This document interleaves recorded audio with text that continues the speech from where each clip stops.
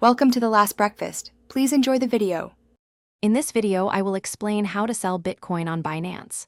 First, access your Binance account and locate the Sell Crypto section. From there, you will select Bitcoin or BTC as the digital asset you wish to convert.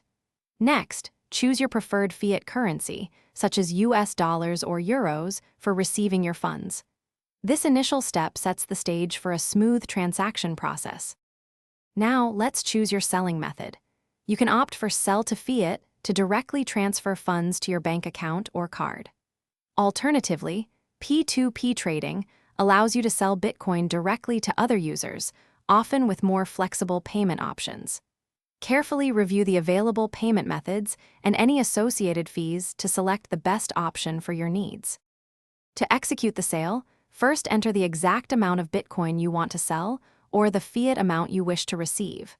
Carefully review all transaction details, including the current exchange rate and any applicable fees. Once satisfied, confirm the sale using your security verification methods, such as two-factor authentication.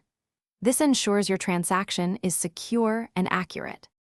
After confirming your sale, the funds will typically arrive in your chosen account within minutes to a few business days, depending on your selected method.